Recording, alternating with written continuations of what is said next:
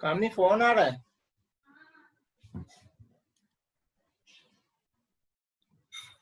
सबने ज्वाइन कर लिया? 18 यस सर। अभी 2 और पार्टिसिपेंट बचे हैं।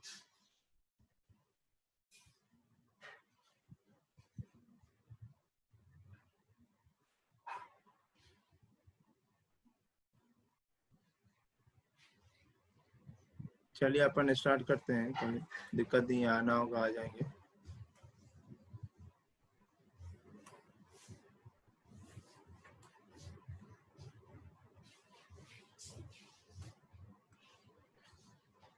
तो अपन बात कर रहे थे कि साइज दोनों की सेम होगी यहाँ पे। अरे मेरे फोन पे आ गई, लो जल्दी। तो यहाँ पे जो आपने पढ़ा है ये चीज तो आपने जो पढ़ा होगा वो सही पढ़ा होगा, ऐसा नहीं है, पर हो सकता है कि आपको कंफ्यूजन हुआ हो। यहाँ पे साइज की बात इसलिए हो रही है क्योंकि इसको इंटरस्टिशियल साइड पे जाना है, ठीक है। पर यहाँ पे साइज की बात नहीं होगी, यहाँ पे इसको कहीं जाना ही नहीं है, कहीं घुसना ही नहीं है, तो साइज की बात ही क्यों हो रही है इसकी?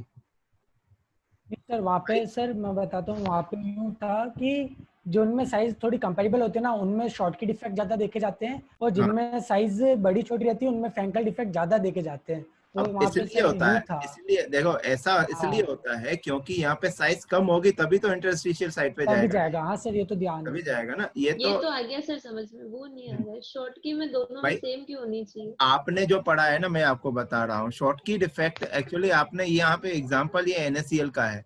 शॉर्ट की डिफेक्ट वहां पे भी हो सकता है जहाँ पे केटाइन और एनायन की साइज सेम हो, ठीक है। शॉर्ट की हाँ सर। डिफेक्ट वहां पे भी हो सकता है, पर फ्रैंकल डिफेक्ट वही होगा जहाँ पे आपकी केटाइन की साइज कम हो और एनायन की साइज ज्यादा हो। आया समझ में?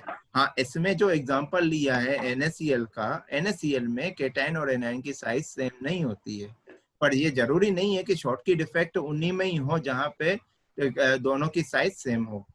आया समझ में? तो आपने सर जो ऐसा क्यों होता है कि ना Na निकलता है तो Cl भी निकल जाता है? ऐसा क्यों होता है इसका तो हाँ मेरे सर। पास जवाब नहीं है, सही बताऊं, क्योंकि मेरे को केमिस्ट्री इतनी ज्यादा आती नहीं है मेरे को। मैं केमिस्ट्री में ऐसे ही रट के ही पास हुआ हूँ ठीक है, तो इतना ज्यादा मैं केमिस्ट्री में नहीं घुसूंगा मैं। बस इतना पता है कि ये डिफेक्ट होता है, ठीक है, ऐसे आता है। अब ये चीज मेरे को कंफर्म नहीं है पता, अगर अगर मेरे को मिल गया तो मैं इसका भी आंसर आपको दे दूंगा, ठीक है, पता करूंगा इसके बारे में, ओके सर। ठीक है। आगे बढ़ते हैं, थोड़ा सा 5-10 मिनट का और होगा। इसको अपन स्टार्ट करते हैं, अब लाइन इम्परफेक्शन स्टार्ट करते हैं, जिसको अपन बोलते हैं डिसलोकेशन, ठीक है। यहाँ पे आपको स्ट्रक्चर जो दिख रहा है, ये दिख रहा है स्ट्रक्चर, इसमें ऐसा नहीं यस लग रहा है कि ये वाले जो एटम है एक्स्ट्रा घुस गए हो, लग यस रहा है? सर। ये एटम, ये क्या, ये प्लेन है, जैसे मान लीजिए कि आपका ऐसा क्यूबिक सिस्टम है,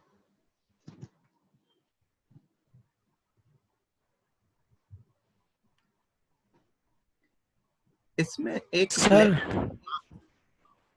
सर पॉइंट डिफेक्ट में एक नॉन स्टोइशियोमेट्रिक डिफेक्ट भी तो होता है ना? Non yes sir. स्टोइकियोमेट्रिक हाँ देखूंगा मैं, अगर मेरे को, मेरी नजर में तो मैंने पूरा करवा दिया है।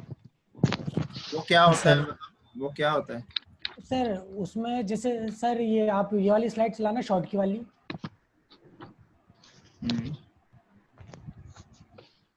हाँ तो सर इसमें क्या सर, शॉर्ट की और फ्रैंकल तो क्या स्टोइशियोमेट्री होते हैं। मतलब जैसे शॉर्ट की में जितने Na जा रहे हैं उतने Cl जा रहे हैं, तो मॉलिक्यूलर फॉर्मूला इसका NaCl ही रहेगा, क्योंकि नंबर ऑफ कैटायन एनायन बराबर गए। बट नॉन स्टोइशियोमेट्री क्या होता है, उसमें सर Na पॉजिटिव जाता है, नहीं सॉरी, उसमें Na पॉजिटिव यही रहता है, पर क्लोरीन होता है ना सर, तो क्लोरीन एक दो क्लोरीन मिलके Cl2 के फॉर्म में रिलीज हो जाते हैं, और जो इलेक्ट्रॉन होता है ना वो उस वैकेंसी में रुक जाता है बस, ताकि सर ये ओवरऑल न्यूट्रल रह जाता है। बट इसका फॉर्मूला NaCl नहीं रह पाता है, क्योंकि नंबर ऑफ क्लोरीन उस में कम हो गए हैं, सिर्फ क्लोरीन क्लोरीन भाग गया यहाँ से अपना इलेक्ट्रॉन वहीं छोड़ के। यस सर, और फिर जो होता है इलेक्ट्रॉन ऐसा होता है भी। ना सर, तो ये इलेक्ट्रॉन खाली जगह में, तो ये इलेक्ट्रॉन अलग अलग लेवल्स में जाके ये कलर भी इम्पार्ट कर सकता है।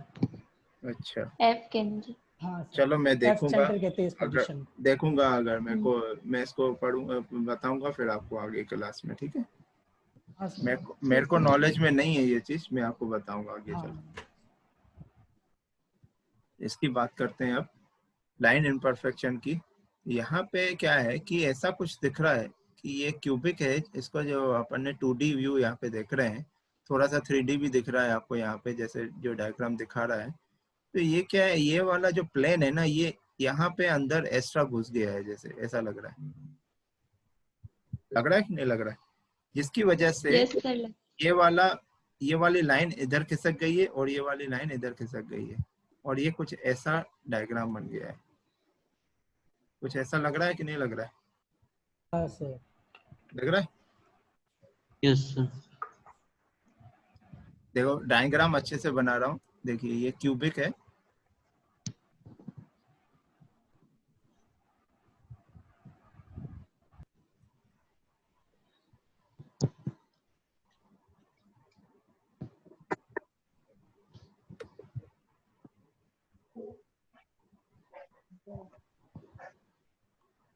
तो अगर एक प्लेन यहाँ पे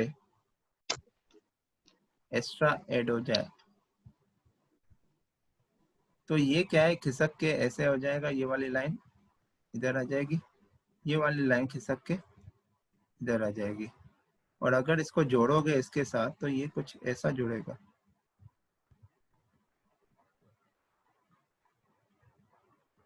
कुछ ऐसा ही डायग्राम बन जा रहा है कि नहीं, दिख रहा है? तो यहाँ यस पे सर। यहाँ पे बात हो रही है प्लेन की। यहाँ पे क्या है, एक कई सारे एटम मिलके एक प्लेन बनाते हैं, कई सारे एटम मिलके एक प्लेन बनाते हैं। वो प्लेन, एक्स्ट्रा प्लेन आपका इसमें क्रिस्टल क्रिस्टल स्ट्रक्चर में घुस जाता है, उसकी वजह से यहाँ पे एटॉमिक अरेंजमेंट चेंज हो जाता है। एटॉमिक अरेंजमेंट चेंज होता है, यहाँ पे देख सकते हैं एटॉमिक अरेंजमेंट पहले प्योर क्यूबिक था, तो अब वो कुछ दूसरा हो गया है। यहाँ के ये क्या है आपका, यहाँ पे डिसलोकेट हो गए हैं एटम, क्या हो गए हैं आपके, डिसलोकेट हो गए हैं। तो ऐसे डिफेक्ट्स को अपन क्या कहते हैं, लाइन इम्परफेक्शन कहते हैं, ठीक है। तो डिसलोकेशन इज अ लीनियर और one dimensional defect around which some of the atoms are misaligned. Some of the atoms are misaligned, यहाँ पे मिसअलाइंड है ना एटम्स, अलाइनमेंट चेंज हो रहा है इसका।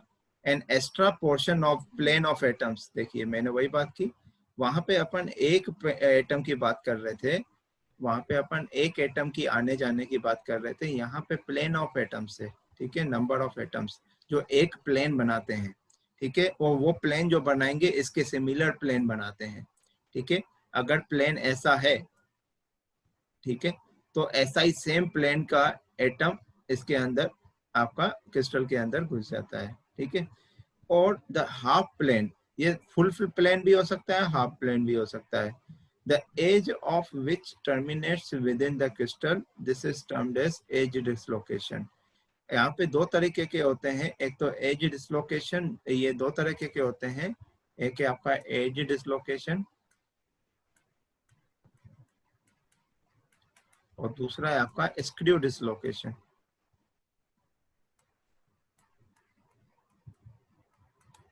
एज डिसलोकेशन और स्क्रू डिसलोकेशन।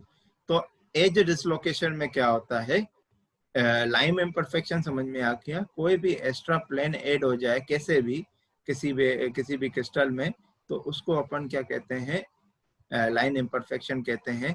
अगर डिसलोकेशन, उसमें डिसलोकेशन होता है, अगर डिसलोकेशन आपका डिसलोकेशन ऐसा हो रहा है कि जो अलाइनमेंट आपका जो चेंज हो रहा है, तो जो प्लेन जो बना रहा है, जो प्लेन जो बन रहा है, एटम्स का प्लेन जो बन रहा है, वो सेम जो क्रिस्टल का जो प्लेन बन रहा था उसके सेम अगर उसमें होता है और उसमें ऐड होता है, और इसको तो उसको अपन क्या कहते हैं, एज डिसलोकेशन कहते हैं, ठीक है। क्या लिखा हुआ है, an extra portion of plane of atoms और half plane the edge of which terminates within the crystal। यहाँ पे एज क्या हो रहे हैं, एक एज ऐसा खिसक रहा है, दूसरा एज क्या हो रहा है, ऐसे खिसक रहा है।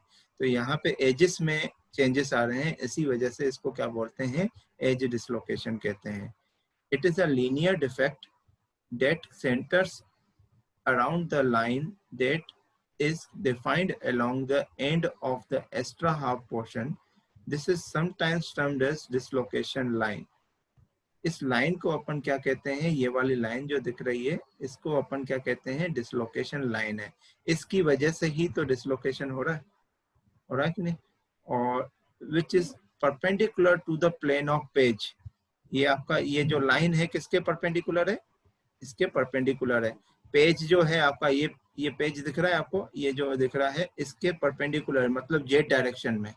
तो ये क्या होता है आपका, is perpendicular to the plane of page within the region around the dislocation line। ठीक है, ये आपका डिसलोकेशन लाइन, मैंने ये गलत बोली, डिसलोकेशन लाइन कौन सी होती है, ये आपकी डिसलोकेशन लाइन है, ये आपकी डिसलोकेशन लाइन है, ये आपकी डिसलोकेशन लाइन है, ये भी डिसलोकेशन लाइन, दिस भी डिसलोकेशन है, ये भी डिसलोकेशन लाइन। और इस लाइन के परपेंडिकुलर आपको कहाँ मिलेगा, जेड डायरेक्शन में। जेड डायरेक्शन आपका ये वाला डायरेक्शन, ये अपन ने जो डायग्राम बनाया है ये वाला और ये वाले डायरेक्शन में बनाया है।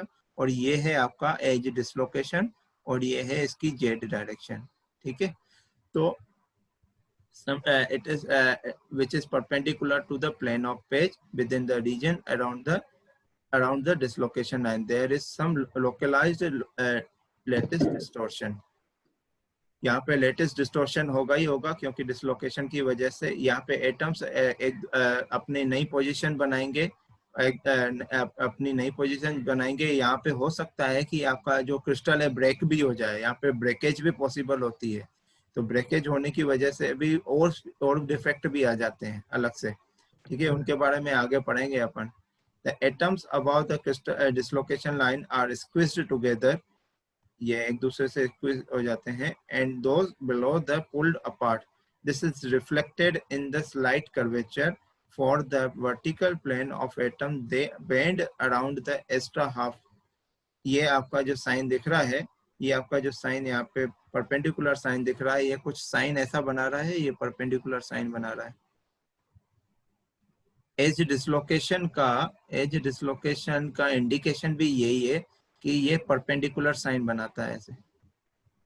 बर्जर वेक्टर जो दिख रहा है आपको यहाँ पे, ये आगे चल के बर्जर वेक्टर जिसको बी से डिनोट करते हैं, आपका जो डिसलोकेशन लाइन है बर्जर वेक्टर के परपेंडिकुलर होता है, इसलिए ये परपेंडिकुलर साइन से डिनोट भी किया। Sometimes the edge dislocation is represented by the symbol perpendicular which is also indicates the position of the dislocation line. यहाँ पे आप देख सकते हैं, ये आपको सिंप्लीफाइड डायग्राम आपको देख सकते हैं। An edge occur when an extra atom is inserted into one plane of the crystal system।